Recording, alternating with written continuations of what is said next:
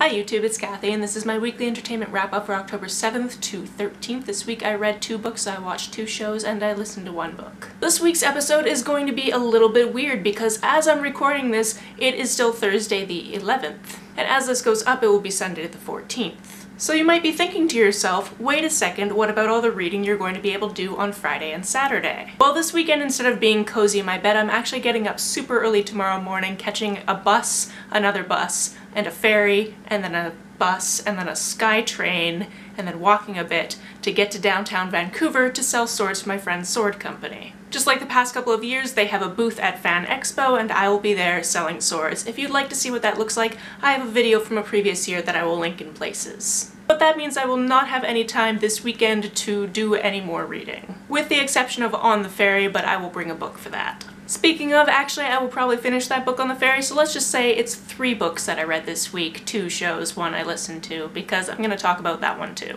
The first book I want to talk about is My Best Friend's Exorcism by Grady Hendrix. This one is pretty much what it sounds like. Someone has a best friend and they end up needing an exorcism. But it's so much more than that. This one is set in the 1980s, so it is full of 80s nostalgia. In fact, the best friend and the protagonist meet at the protagonist's 10th birthday party, which is an E.T. themed.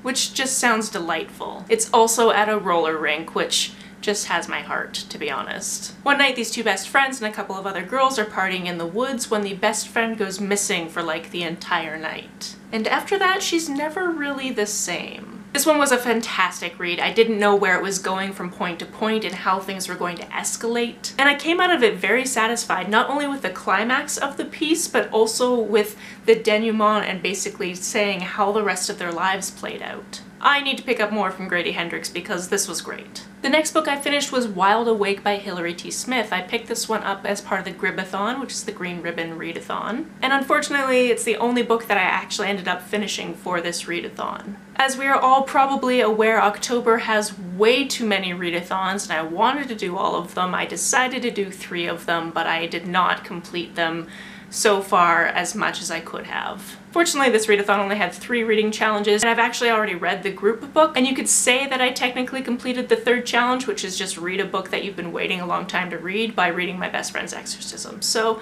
technically I completed it all, just not with the TBR that I had in mind. In any case, I was delighted to realize that this book is actually set in Vancouver, which is where I am going tomorrow, or where I am by the time this video goes up. And it follows a girl who is in a 2-person band and who is trying to master the piano and has a lot of stress on her shoulders. Her parents have gone away for basically the first time ever on vacation, and she's got the house to herself. When all of a sudden a stranger calls her and says to pick up some of her sister's stuff. Her sister's been dead for 5 years. As all of this pressure is added on top of her, her mental health definitely starts to deteriorate, and the most interesting part of this book was watching that progress. Eventually the characters in the book come to realize that she has monomania. There's also another character that has paranoid delusions. And although this book wasn't perfect when it was talking about mental health, because the word crazy is used quite a lot, it did give a perspective on somebody who is going through their first bout of mania. On a completely side topic that is not at all serious, I want to point out that this book came out in 2013, which apparently was back when Netflix was still a service where they would mail you discs. And it was not a streaming service yet, so that was a funny little thing to notice. Because I am quite certain that in 2013 I had the streaming service, so this must have been written before that, and then that part just wasn't updated before it went to publication. As for the book that I haven't completely finished at the time of this recording, but have finished enough that I feel like I can talk about it, that is called She Said Destroy. This is a short story collection, and I've enjoyed every single story I've read so far. I've read most of them, I just haven't read the last couple of them. I plan to read them on the ferry tomorrow. Or, as you're seeing this, have read them on the ferry a couple of days previous. The thing about this collection is it gets right into the characters and it gives you enough to be emotionally involved in them in very few pages. Which is what you want from a short story, but you especially need from a horror short story, otherwise the horror doesn't really come off and you don't really care about it. And even if the last couple of stories end up not being as good as the rest of the stories in the collection, I would still recommend it. On to the shows I watched this week, the first one being Riverdale, because yes, I am doing a rewatch because I have to talk about it in a couple of weeks at Geek Girl Con. I also recently found out that somebody that writes Riverdale will be there, and she is also the person that wrote Ship It,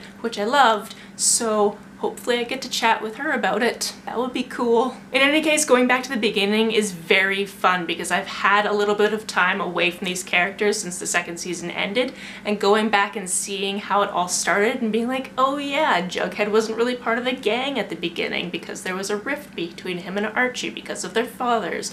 Like, remembering all of this backstory is really fun. Also, let's be honest, by the time you get to the second season, you very much forget about the whole Jason Blossom case. On to the other show I watched this week, no surprise, was Survivor, both season 37 and season 10. As we progress in these seasons, it's becoming a little bit easier to separate them out, but I still get a little bit of that mixing of the seasons in my head when I think about them, because it's a very formulaic show. That being said, however, I'm still having fun watching both of these seasons. When it comes to season 10, there is one tribe that is the worst performing tribe of all time. They're down to 2 people and the other side still has 8, I think? So yeah, that's a pretty one-sided fight. And to wrap it up, the book I am listening to this week is An Absolutely Remarkable Thing by Hank Green. You might remember that I already read this book a couple of weeks ago when it was released on the 25th of September. I now have the audiobook from my library and I have about an hour and a half of it left as I'm recording this video, which means I will listen to it basically on the bus to the ferry and then a little bit on the ferry and I will have finished it. The narrator they picked for April May is absolutely delightful and I feel like she is doing a wonderful job with all of the sarcastic dialogue and just the thoughts in her head. I have snickered to myself and outright laughed on public transit several times while listening to this book. I am also getting very close to the point in the book where there's a perspective switch and there is a different narrator, and that part is going to be narrated by Hank, so I'm really looking forward to it, and I'm very sad that I couldn't just listen to it all before recording this video so I could tell you about it, but rest assured I will let you know about it in the next weekly wrap-up. And that's it for this week. My apologies for the slightly strange format, given this had to be pre-filmed because there was no way I was going to be able to film it while I'm in Vancouver. I'm going to be far too busy talking to nerds, selling swords, and drinking scotch. But depending on how I'm feeling, maybe there will be a travel vlog of that happening. Who knows? Have you read, watched, or listened to any of these? Let me know about it down in the comments below. On the way down to the comments, if you hit that subscribe button, that would be very nice of you. You can like and share this as you see fit, and I'll see you very soon. Bye!